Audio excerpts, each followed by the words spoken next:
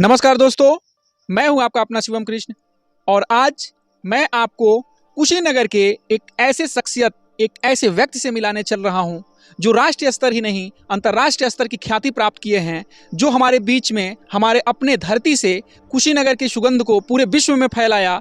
आदरणीय हमारे BN. Mishra ji, BN. Mishra ji के ख्यातियों को, उनके एक तरह से उपलब्धियों को हम लोग बड़े जितना उनका तारीफ करें, विस्तार दें, कम है। तो आइए आज हम उनकी कहानी उन्हीं के जुबानी सुनेंगे जो हमारे बीच में मौजूद हैं। तो जो बी.एन. मिश्र जी हैं, आज उन्हीं के जुबानी उनकी कहानी सुनेंगे। आप लोग भली भांति जानते हैं कि जो हमारे चैनल का उद्देश्य है, हमारे बीच के कर्मठी, संघर्षशील ऐसे व्यक्ति जिनका कहानी आम जन तक नहीं पहुंच पाता है, हम लोगों के चैनल का बस उद्देश्य यही है कि उन तक पहुंचे। तो आइए हम लोग चलते हैं आदरणीय हमारे बी.एन. मिश्र जी के पास, उनकी कहानी, उनकी जुबानी। तो बहुत बहुत स्वागत है आपका आदरणीय हमारे बी.एन. मिश्र जी हमारे YouTube चैनल पे। तो सबसे पहले तो मैं आपका अपना नाम जानना चाहूँगा। नमस्कार, मैं बी.एन. मिश्र, ग्राम भरवलिया, पडरौना, ब्लॉक पडरौना, कुशीनगर, उत्तर प्रदेश का निवासी हूँ और खेल ही मेरा जीवन है। जैसे मछली को पानी से निकाल दिया जाए तो मछली का जीवन कुछ नहीं है, वैसे ही अगर बी.एन. मिश्र को खेल से बाहर कर दिया जाए तो हमारे लिए जीवन ही बेकार है। बहुत बढ़िया आदरणीय, आपने अपना परिचय दिया। जैसे बताया जाता है ना कि मछली के लिए नीर बहुत आवश्यक है, वैसे आपके लिए खेल बहुत आवश्यक है। तो आप अपने जीवन में, आपके समय में, उस टाइम पे और भी अपॉर्चुनिटी होगी, और भी चीज़ें होंगी, और भी फील्ड होगा, लेकिन आप खेल को ही क्यों अपना कैरियर बनाए? देखिए, क्योंकि खेल मेरी हॉबी थी। क्लास 6 से मैंने इस खेल को की तरफ आकर्षित हुआ और उसका कारण क्या है कि ग्राउंड में जाना और ग्राउंड में जाने का इंटरेस्ट पैदा होना। जब आप ग्राउंड में जाएंगे तो आपको इंटरेस्ट खुद आ जाएगा और फिर आप देखते देखते लर्निंग बाय सीन, देख कर सीखना। उसमें कोचेज कोई नहीं थे, लेकिन देख कर सीखा। ये खिलाड़ी कैसे खेलता है, ये खिलाड़ी कैसे थ्रो करता है, ये खिलाड़ी कैसे किक मारता है वगैरह देख के ही स्किल सीखा गया। बाद में धीरे धीरे वहाँ से यहाँ मैं कुशीनगर छोड़कर कानपुर गया। कानपुर मुझे अच्छे कोच मिले, श्री आर.एस. मिश्रा जी द्वारा मुझे कोचिंग दी गई। अब धीरे धीरे मैं यूपी, उत्तर प्रदेश के यानी और राष्ट्र स्तर पर और अंतर्राष्ट्रीय स्तर पर मेडल प्राप्त किया। बहुत बहुत धन्यवाद। देखिए, जैसे आप उस समय बिना कोचेज, बिना ट्रेनर, एक हुनर, एक अंदर ललक, कहा जाता है ना, जब अंदर जोश पैदा हो जाए, एक ललक पैदा हो जाए, तो सीखने के लिए कोई कोच मिले ना मिले, एकलव्य की तरह हम मूर्ति से भी सीख सकते हैं। तो आदरणीय के ऊपर ये सटीक बैठता है।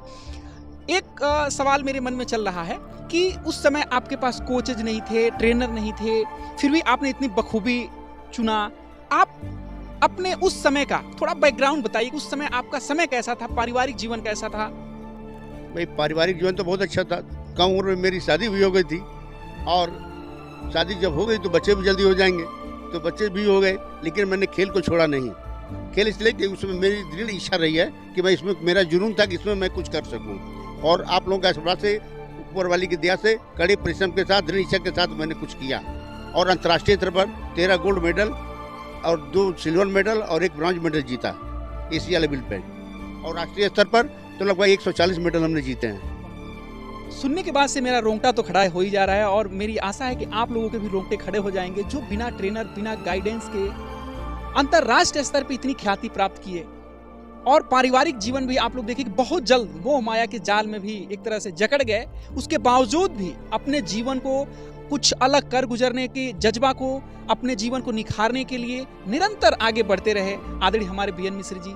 तो सवालों का तो सिलसिला चलता रहेगा। आइए इसी के बीच में एक और सवाल आपसे पूछूंगा जो हमारे लिए बहुत ही एक तरह से मोस्ट है, और हमारे जो युवा हैं, जो एक तरह से आपकी आने वाली जो पीढ़ी है देख रही है, वो भी सीखना चाहती है कुछ। उस समय आप संघर्ष कर रहे होंगे, आगे बढ़ रहे होंगे, तो चुनौतियां भी तमाम आई होंगी। कुछ ऐसी चुनौतियों को आप उजागर करें जो आपके जीवन में एक तरह से लगा होगा कि हम अब यहीं पे ब्रेक कर सकते हैं, उसके बावजूद आप अपने कारवां को आगे लेकर बढ़ते रहे और इस मुकाम तक पहुंचे। देखिए, जिंदगी तो चुनौतियों से भरा हुआ है। आप जब कहीं भी जाएंगे, किसी भी क्षेत्र में जाएंगे, चुनौतियां हमेशा मिलेंगी और चुनौतियों से सामना करके जो निकलता है वही हीरा होता है। आपको संघर्षरत रहना है, प्रयत्नशील रहना है, कर्मठी रहना है, अपने लक्ष्य को भेदना है। आप लक्ष्य प्राप्ति के लिए कर्म करेंगे, बिना कर्म के कुछ नहीं मिलना है। इसलिए चुनौतियों को पीछे छोड़ते हुए आगे में बढ़ते जाइए, फाड़ का रास्ता बनाते जाइए, वही आपको आगे ले जाएगा। और वही आज देश की स्थिति है। भारत भी आज उस तरफ फाड़ कर विश्व में आगे बढ़ता जा रहा है। वाह, क्या बात है। जब भी भारत की बात आती है तो वाकई एक देश प्रेम, राष्ट्र प्रेम अंदर से जागृत हो जाता है। ऐसे भी तो हम लोग राष्ट्र प्रेम और इसको लेके आगे निरंतरता के साथ चलते हैं। लेकिन जब कोई विशेष व्यक्ति मिलता है तो उसकी जो एक जुबानी, उसकी कहानी सुना जाता है, वाकई अंदर से झकझोर के रख देता है। अच्छा, आप इन्हीं के बीच में अपने युवाओं के लिए मैं आपसे चाहूँगा कि युवाओं को क्या संदेश देना चाहेंगे, उनके लिए क्या आप मार्गदर्शन करना चाहेंगे? देखिए, इसके पहले आपने पूछा था कि परिस्थितियाँ, आज से 6 साल पहले मैं छत से नीचे गिर गया था और 10 महीने बेड पर था। डॉक्टर बीके सिंह ने कहा था कि आप खेल को छोड़ दीजिए केवल अपने शरीर को बचाइए, लेकिन मेरी दृढ़ इच्छा, संकल्प के वजह से मैं ग्राउंड को नहीं छोड़ा और उसके बाद भी इसे मैंने गोल्ड मिला। तो यही मैं युवाओं को कहूँगा कि आप जो है, मेरे को देखिए 76 साल का होकर मैं अभी भी एशिया में, इंडिया में मेडल ला रहा हूँ, तो आप क्यों नहीं ला सकते? उठिए, जगिए। और बुजुर्गों से कहूँगा कि आप अपना सोफा छोड़िए, बेड छोड़िए, ग्राउंड में आइए, खेल में आइए। और आप कुछ नहीं कर सकते हैं, वॉकिंग कर सकते हैं, रनिंग कर सकते हैं, वो भी नहीं कर सकते हैं तो आप अपने घर पे योगासन कीजिए, प्राणायाम कीजिए, आपकी लाइफ अच्छी बनेगी। डॉक्टर से नहीं मिलना पड़ेगा और आपको परेशानी नहीं होगी। आप परिवार को परेशान नहीं करें, बीमार पड़ जाएंगे तो परिवार भी परेशान होता है। तो आप योगा कीजिए, ग्राउंड में आइए, पैदल चलिए, खेलिए, लेकिन बिस्तरा छोड़िए और सोफा छोड़िए। अगर आप ये सब करेंगे तो आपको डॉक्टर का सिर्फ हेलो हाई करना पड़ेगा, दवा नहीं करानी पड़ेगी। यही मेरा संदेश युवाओं से भी है। आइए, जगिए। मैं अगर 76 साल में एशिया में मेडल ले सकता हूँ तो आपके अंदर तो बहुत ऊर्जा है, आप ऊर्जा के स्रोत हैं। आप अपने एम को निश्चित कीजिए, टारगेट को निश्चित कीजिए। जैसे अर्जुन ने जो मछली की आँख का टारगेट किया था, वैसे ही आप खेल में अपना टारगेट बनाइए और अवश्य ही मिलेंगे। आप दृढ़ इच्छा रखिए, परिश्रम कीजिए। परिश्रम से आप देखिए, खेल जो है, क्योंकि हम लोग क्रीड़ा भारती से भी जुड़े हैं, तो क्रीड़ा भारती को उद्देश्य है कि खेल से चरित्र का निर्माण और चरित्र से राष्ट्र का निर्माण। खेल आपका कैरेक्टर बनाता है, आपका कैरेक्टर खेल से ऊंचा होता है, और जब आप कैरेक्टर ठीक होगा तो राष्ट्र भी ऊंचा होगा। तो युवाओं, आओ, जगो। और मैं तो कहूँगा, सरकार ने जो योजना बनाई है अग्निपथ की, अग्निवीर की, आप जरूर उसमें जाओ, क्योंकि हाई स्कूल के बाद कोई जॉब मिलना नहीं है। हाई स्कूल के बाद कोई जॉब मिलना नहीं है, और आप जब जॉब करेंगे आपको ग्रेजुएशन की डिग्री भी मिलेगी। नई शिक्षा नीति के हिसाब से अनुसार हर साल डिग्री मिलेगी आपको, हर साल सर्टिफिकेट मिलेंगे।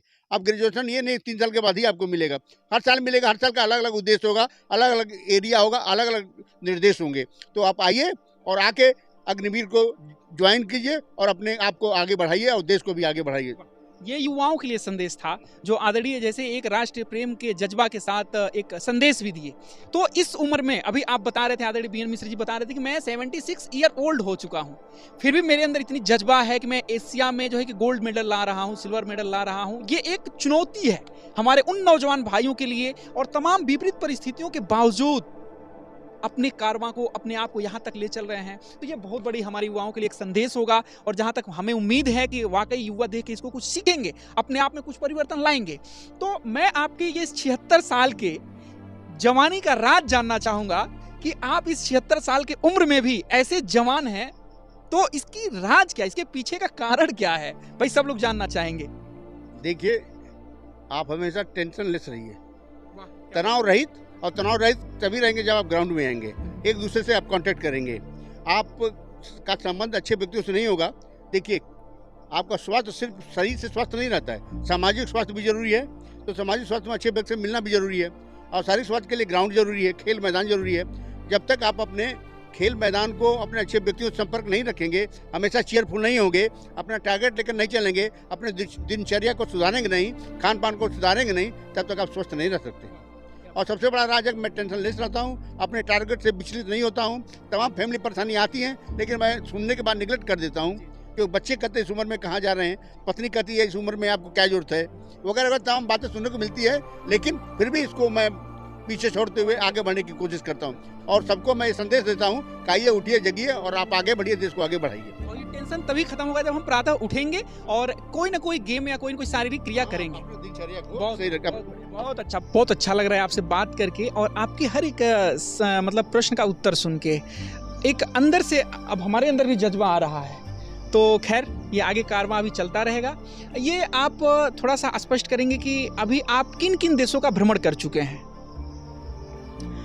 कुछ देश ऐसे हैं जहाँ पे 2 बार 3 बार, जैसे थाईलैंड में 3 बार, मलेशिया में 2 बार, चाइना में 3 बार, और दोहा कतर में 1 बार, वो साउथ अफ्रीका में 1 बार, वियतनाम में 1 बार, 2 बार, और ओटावा कनाडा में 1 बार, लॉस एंजल्स में 1 बार। इस तरह कुल 23 देशों की यात्रा हो चुकी है और किसी में मेडल मिले हैं, किसी में नहीं मिले हैं। ये आप देखें, ये कुछ मलेशिया का है, ये मलेशिया का गोल्ड मेडल है हैमर थ्रो में। क्या बात है। आप देखें इसको। एक खिलाड़ी के लिए कितने जज्बा की बात होती है कि उसको एक जब जाते हैं और पूरा पुरुषार्थ करके मेडल पाते हैं। अब देखिए आदरणीय बीएन मिश्रा जी के पास तमाम यहाँ पे मेडल्स पड़े हुए हैं, परंतु आप जो अंतर्राष्ट्रीय स्तर पे ख्याति प्राप्त किए हैं उसमें से कुछ मेडल्स, कुछ जो इनके पास अभी मौजूद हैं, अभी तो मतलब आवाज़ पे भी बता रहे थे कि इतना है कि मैं उसको ला नहीं सकता। तो खैर, ये सारी चीज़ें एक इनके कर्म का, एक इनके पुरुषार्थ का, अपने राष्ट्र का जो एक प्रतिनिधित्व करते हुए देश को आगे बढ़ाने का इन्होंने गौरव प्राप्त किया, उनको हम लोग यहाँ पे देख सकते हैं कि वाकई सीना गर्व से चौड़ा तो हो ही जाता है ऐसे मोमेंट्स को देख के। तो बहुत बढ़िया, बहुत बढ़िया, क्या बात है। देखिए लाजवाब, बहुत सुंदर, बहुत सुंदर। कुछ कहना चाहेंगे इस पे आप? देखिए, ये सब तो केवल ये प्रतीक हैं कि आप आगे बढ़िए और आगे बढ़ेंगे, और जो हमारे गले में पड़ा है तो औरों को भी गले में पड़े। इसलिए ये मेडल होता है। इस मेडल का कोई मोल नहीं होता, अमूल्य होता है ये। आप इसको 10 रुपये भी दे सकते हैं, आप इसको 10 करोड़ भी दे सकते हैं, कोई मोल नहीं। देखिए, खेल आजकल खेल में पैसे हैं। पहले कहते थे खेलोगे कूदोगे तो होगे खराब, पढ़ोगे लिखोगे तो होगे नवाब। लेकिन ये कथन असत्य हो चुका है आज के संदर्भ में। आज हर क्षेत्र में, चाहे खेल हो, चाहे फोटोग्राफी हो, चाहे मीडिया हो, चाहे संगीत हो, चाहे लेखनी हो, चाहे एक्टिंग हो, हर क्षेत्र में आपको आगे बढ़ने का मौका है। आगे बढ़ें, और गार्जियन भी प्लीज़ अपने बच्चों को जिस क्षेत्र में जाना चाहते हैं उनका मार्गदर्शन कीजिए, उनको पुशअप कीजिए, उनको आगे बढ़ाइए, उनको ऊपर बोझ न डालें। बच्चा जिस लाइन में जाना चाहता है उस लाइन में भेजें, वो बच्चा जरूर उसी क्षेत्र में आगे होगा। और आज की तारीख में, आज के समय कोई भी ऐसा क्षेत्र नहीं है जो आपको सम्मान न दे। आपको सम्मान देगा, बिल्कुल देगा, लेकिन आप उसमें लगे रहिए, मेहनत कीजिए। जी चुराने से, परिश्रम चुराने से कुछ नहीं मिलना है। संघर्ष करना है तो मेहनत करना है, और मेहनत करेंगे तो फल मिलेगा। इसका उदाहरण मैं खुद हूँ। बिल्कुल बिल्कुल बिल्कुल। ये उन माँ बाप के लिए भी है जो अपने बच्चों को खेल कूद में भेजने से कतराते हैं। उनको ये लगता है कि हमारा बच्चा जाएगा, खेलेगा, कूदेगा, टाइम पास होगा, टाइम वेस्टेज होगा। नहीं, ऐसा नहीं है। आपके सामने जीते जागते इतने मेडल्स और इतने सारे एक तरह से उपाधि प्राप्त करके, जो शायद हम लोगों को तो इस जन्म में संभव नहीं है, क्योंकि हम लोगों का तो ट्रैक ही चेंज हो गया। केपी सर का भी चेंज हो गया, मेरा भी चेंज हो गया। खैर, अपनी अपनी लाइफ है। और मैं उन माँ बाप के लिए भी एक उदाहरण है, और आपके माध्यम से एक संदेश भी है जो बड़े ही अच्छा संदेश है। आप लोग सुने, स्वीकार करें और अपने बच्चों को अधिक से अधिक प्रोत्साहित करें। तो आदरणीय, इसी के साथ मैं अब थोड़ा समापन की तरफ बढ़ूंगा और अपने चैनल के बारे में आपसे कुछ जानना चाहूंगा कि आप हमारे चैनल के बारे में, केपी मोटिवेशनल के बारे में और केपी सर के बारे में क्या कहना चाहेंगे? सर, मेरे विचार से आपका चैनल बहुत अच्छा काम कर रहा है। जो भी व्यक्ति इस जिले में किसी भी क्षेत्र में हो और आगे हैं, उनको आप प्रमोट करें। मेरी यही आपसे इच्छा है, उनको आगे बढ़ाएं। उनको देखकर जो युवक हैं वो सीखें, उनसे शिक्षा लें कि भाई ये इस क्षेत्र में आगे बढ़ रहे हैं, तो अगर मैं उधर जाना चाहती हूँ तो मैं भी उस क्षेत्र में आगे बढ़ूँ। ये आपका परम कर्तव्य है, और मैं आपको आशीर्वाद देता हूँ, आपको शुभकामना देता हूँ कि इस टारगेट को लेकर चलिए, इस उद्देश्य को लेकर चलिए, और आप निरंतर आगे बढ़ेंगे, आपका चैनल भी आगे बढ़ेगा। ये मेरी शुभकामना आपको है। धन्यवाद। बहुत बहुत धन्यवाद, बहुत बहुत धन्यवाद आदरणीय आपको कि आपने अपने जुबानी अपनी कहानी सुनाया हमें, और हमारे सारे एक तरह से दर्शकों को, श्रोताओं को इन शुभकामना के साथ कि हम लोगों का जो मोटिव है, जो इस चैनल का मोटिव है कि अच्छे अच्छे लोगों से, जो सफल व्यक्ति हैं, जो अभी देखिए हम लोग के बीच में ही अंतर्राष्ट्रीय स्तर के ख्याति मौजूद थे, और अब तक कहीं किसी चैनल पे उनका जो है कि ज़्यादा वो नहीं हो पाया था, परंतु हम लोगों के माध्यम से, इस केपी मोटिवेशनल चैनल के माध्यम से, केपी सर के और मैं शिवम कृष्ण मेरे माध्यम से यह आशा है, विश्वास है, और इस निष्ठा के साथ हम लोग कुशीनगर के तमाम ऐसे सफल व्यक्तियों को इस चैनल के माध्यम से आप लोगों के बीच में लाने का प्रयास करेंगे। तो आप लोग अपना स्नेह प्रेम ऐसे ही देते रहिए, प्यार देते रहिए, ताकि उन लोगों से आपको रूबरू कराते रहें। तो धन्यवाद, जय हिंद। और आप लोग चैनल को सब्सक्राइब करिए, लाइक करिए, और कमेंट्स के माध्यम से भी बताइए कि आप लोगों को और